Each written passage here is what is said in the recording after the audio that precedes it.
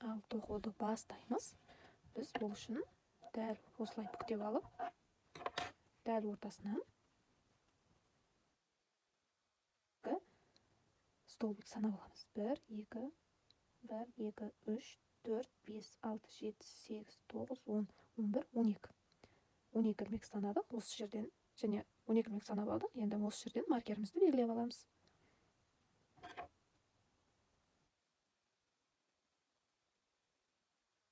Кейін полстолбик, яғни жартылай бағана тоқимыз. Ол үшін крючокқа жібімізді орап аламыз. Осылай кіргіземіз. Ілмегімізге жіпті орап аламыз, шығарамыз. Жібімізді ілмекке ораймыз, крючокқа яғни. Осылай үш жіптің бәрін шығарып аламыз. Бізде полстолбик, яғни жартылай бағанамыз дайын болды. Дәл солай маркерге дейін тоқимыз. Жібімізді ораймыз, крючокқа өткіземіз. Столбиктен крючокқа жібімізді іліп, тағы да өткіземіз, крючокқа жібімізді ілеміз, тағы да үш жіптің арасынан өткізіп аламыз жібімізді. Кейін өзгеріс тоқимыз.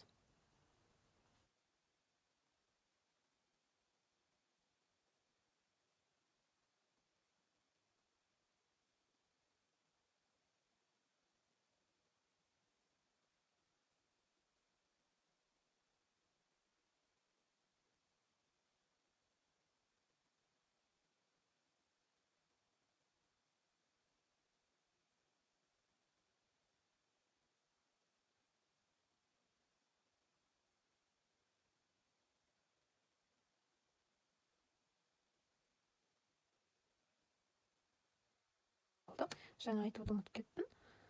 Біз осы жағынан 12 іліп алған едік қой, белгілеп алған едік маркерді. Енді дәл солай, екінші жағынан да 12 санап, маркермен белгілеп алуымыз керек. Онда аяқ киіміміз дұрыс шықпай қалады.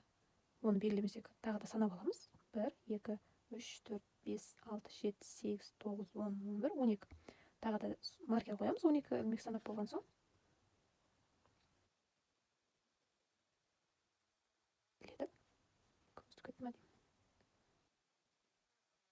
Сол 12 санап аласыздар, сол жерге қоясыздар. Қоюды ұмытып кетіппін. Сіздер бірден белгілеп алсаңыздар болады. Маркердің орнына жіпті қойып алсаңыздар болады. Бірінші қатарда сәл айырмашылық болмаса, кейін қатарларынан бәрі білініп тұрады. Енді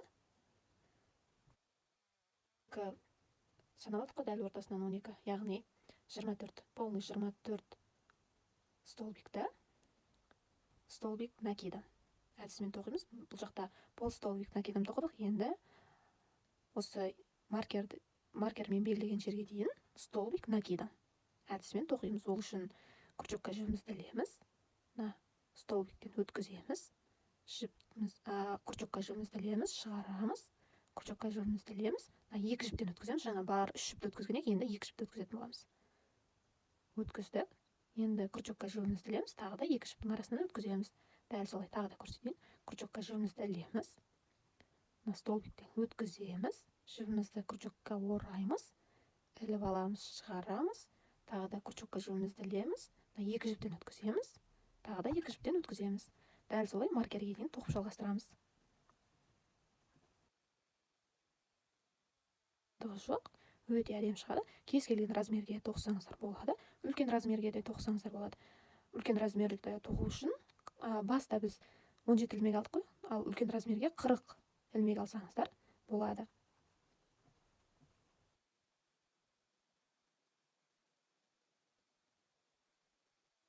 Бұл жолының айырмашылығы жоқ, тек размерлерінде болмаса, сол бас кезінде крючок ілмегінен дұрыс алынса болды.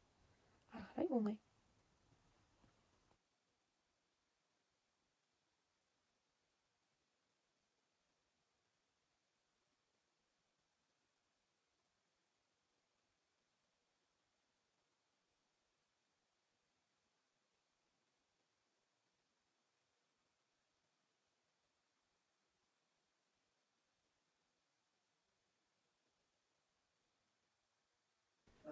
Видео түсіріп жатырмын.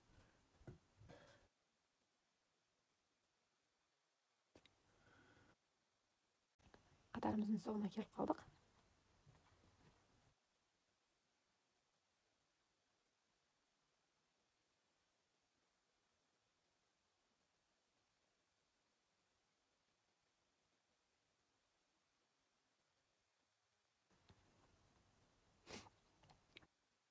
сіздерге. Бірінші қатармен, бірінші іліп алған, ауада іліп алғанмен соңғы алған накидіміз екеуін қосып аламыз.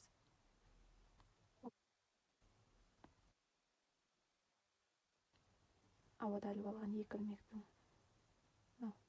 екінші ілмекке кіргіземіз. Осылай іліп шығарамыз. Екеуін бірге осылай екінші қатар тоқу үшін ауада екі ілмек ілеміз. Ішімізді күршікке ораймыз.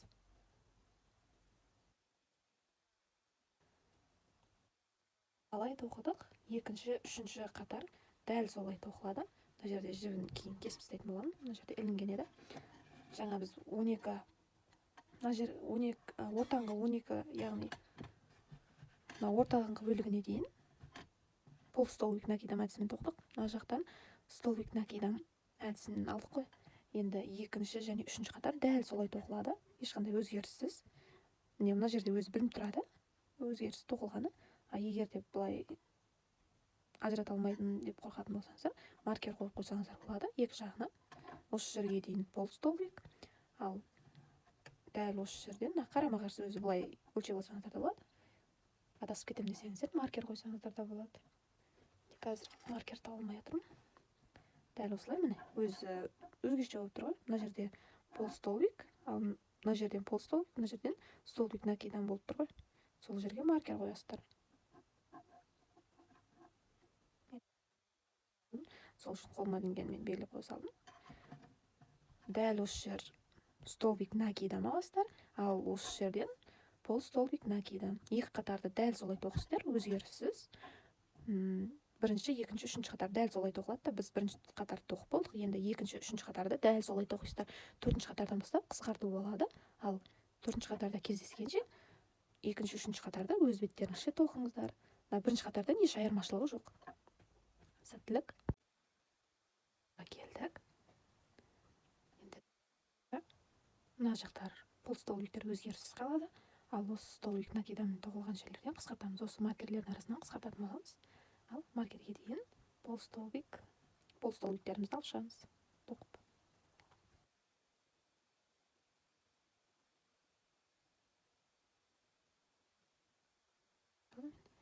Басқа жағын таңдап қойыппын. Шығамыз маркерге дейін.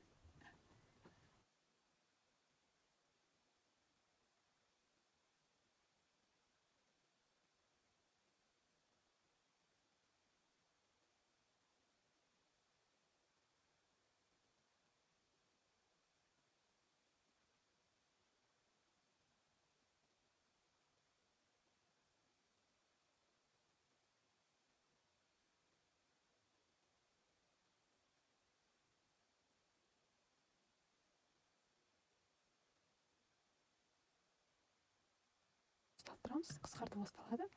Маркерімізді екінші жаққа қойып қоя салайық. Екінші жақты белгілегені түсіп кетіпті. Өзі анық болып тұрады. Осы жерге дейін қысқартатын боламыз. Бірінші жай столбик алып аламыз. Енді убавка, яғни қысқартуымыз басталады. Ол үшін крючокқа жібімізді ілеміз. Крючокқа жібімізді ілеміз. Жібімізді крючокқа ораймыз, шығарамыз екі жіптен. Екі жіп қалды. Енді крючокқа жібімізді ораймыз. Аяқтамаймыз. Келесі столбикке крючогымызды кіргіземіз.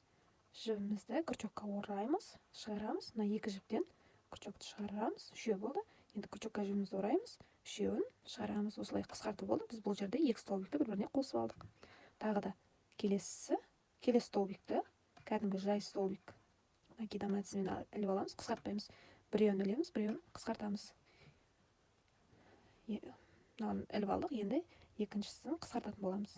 Дәл жаңағыдай крючоктан екі жіпті шығарып аламыз. Крючокқа жібімізді ораймыз, аяқтамаймыз. Келесі столбиктен крючогымызды кіргізіп, жібімізді іліп алып, крючокқа жібімізді ораймыз. Екеуінен шығарамыз. Үш жіп пайда болды. Крючокқа жібімізді орап, осы үшеуінен шығаратын боламыз. Бізде екінші қысқартуымыз пайда болды. Келесісін тағы да жай столбик алып аламыз. Маркерге дейін қысқартып апарамыз. Біреуін қысқартамыз, біреуін жай ілеміз. Жай іліп алдық. Енді үшінші қысқартуымыз.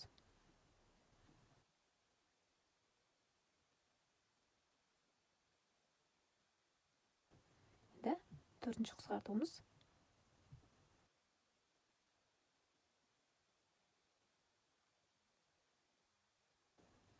Тағы да қысқартамыз.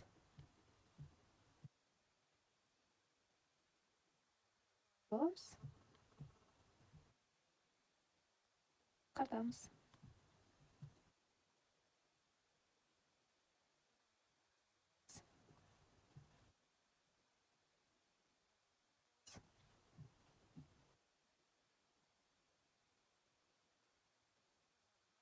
Алдыңғы бөлігі шығып келе жатыр. Қысқартқаннан кейін міне қараңыздар. Жай столбик тоқимыз. Боламыз.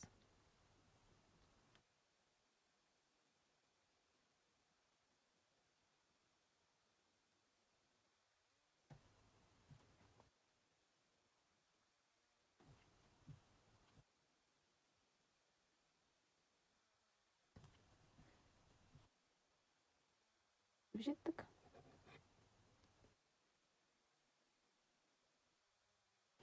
Осы жерге дейін болт столбиктерді іліп шығамыз.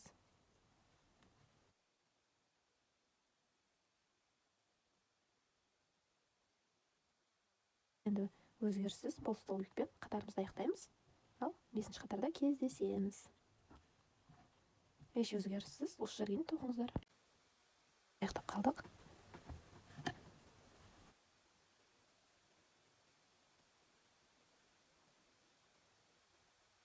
Ауада екілмегіл аламыз. Дәл жаңағыдай маркер қойып басылайды. Осы өзі білініп тұрады ғой. Бірақ сонда да маркер қойып қойыңыздар, шатасып кететін болсаңыздар. Осы жерге дейін болт столбик алып аламыз.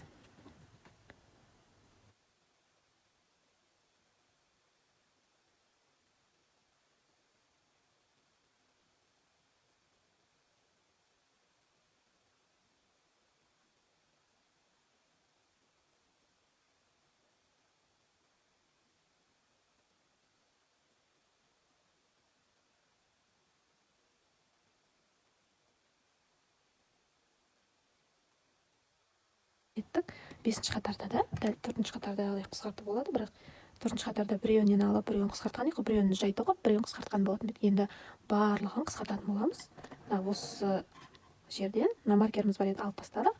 Енді міне осы жерден маркерді белгілеп алыңыздар. Белгілеп алғандарыңыз дұрыс. Өзі бірақ білініп тұрады. Болт столбигімізге дейін қысқартатын боламыз. Столбиктерді қысқартатын боламыз. Ол үшін күрчекка жібімізді ораймыз. Столбиктен өткіземіз, күрчегімізді жібімізді іліп аламыз. 2 жіпті шығарамыз, күрчекка жібімізді ораймыз. Аяқтамаймыз толық. Тағы да 2-ші столбиктен күрчегімізді өткізіп, күрчекка жібімізді орап, шығарып аламыз. Күрчекка жібімізді ораймыз. 2 жіптен шығарамыз. 2 жіпті күрчектен іліп шығарамыз. 3-еу қалды. Енді күрчекка жібімізді орап, осы 3-еуін шығарып аламыз. Дәл жаңағыдай қысқарту болады бұл жерде де. Күрчегімізді жібімізді орап, 2 жіптен шығарамыз. Тағы да күрчекка жібімізді орап, келесі столбиктен күрчегімізді іліп, жібімізді орап іліп алып шығарамыз. 2 жіптен штативке тиіп кетті қолым. 2 жіптен шығарамыз. Енді 3 жіп қалды. 3-еуін осы күрчектен осылай шығарып аламыз жібімізді орап. Тағы да қысқарту болады. Дәл жаңағыдай қысқартып кете береміз. Осы маркерге дейін қысқартатын боламыз.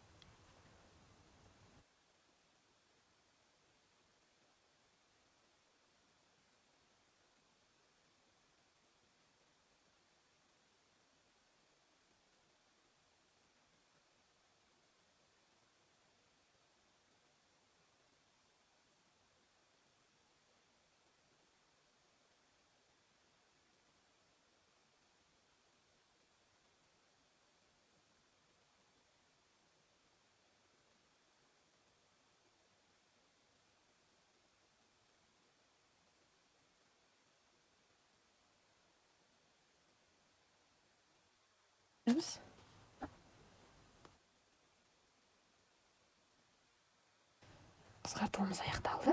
Енді осы ауада 2 рет іліп алған, яғни қатарымыздың соңына дейін болт столбик тоқимыз енді. Шығамыз. Енді ешқандай қысқарту болмайды. осы жерге дейін өзгеріссіз бол столбик тоқимыз. Бол столбиктерімізді алып шығамыз. Ал сол жерге дейін өздеріңіз тоқыңыздар. Қатар осылай міне шығып келе жатыр формасы аяқ киімнің.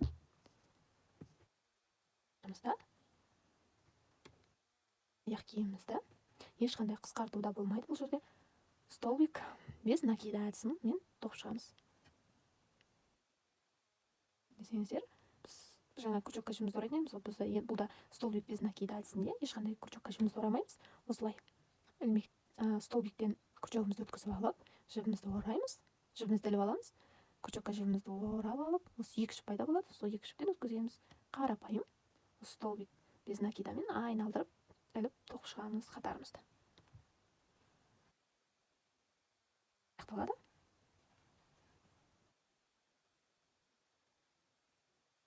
Осы жерге дейін солай тоқып шығасыздар. Ешқандай қысқарту, ешқандай өзгеріссіз. Осы жерге дейін айналдырып тоқып шығыңыздар.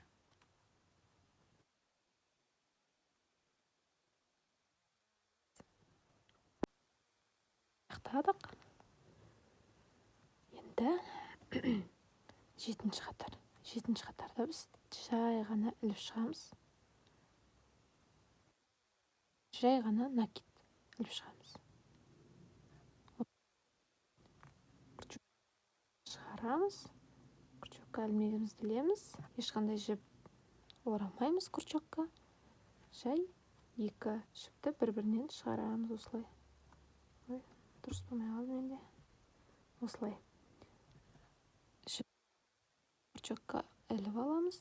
Екі жіпті бір-бірінен өткіземіз осылай.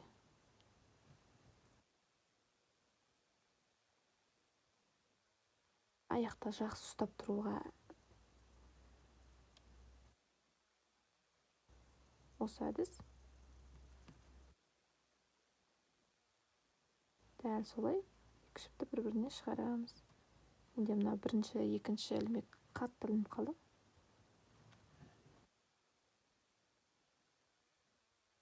Тоқып шығамыз.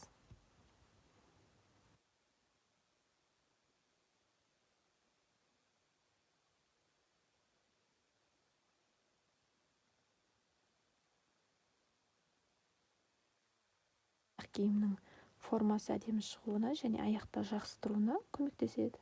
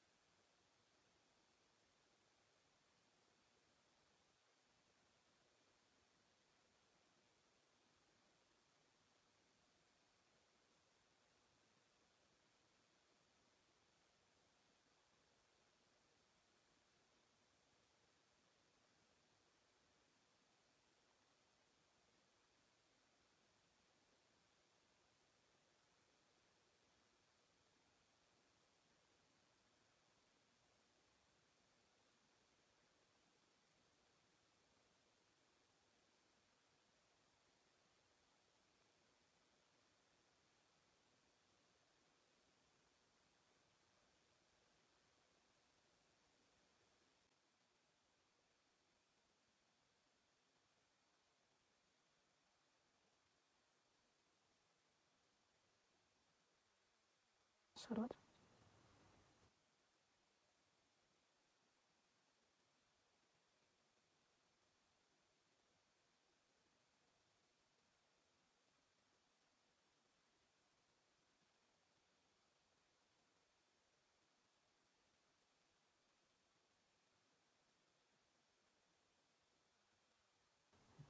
Бірінші несіне жалғап аламыз. Қатарымызды аяқтадық. Аяқ киімімізді аяқтадық. Өсіп аламыз.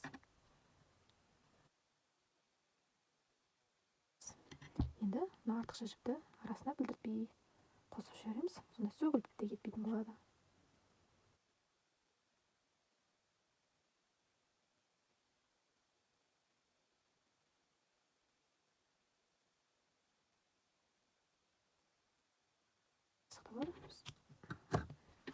Мына жерде артықша жіптеріне арасына кіргізіп жіберейік. Болмайды сонда. Арасына бүлдіртпей крючокпен іліп тастаймыз. Ал кесіп аламыз енді.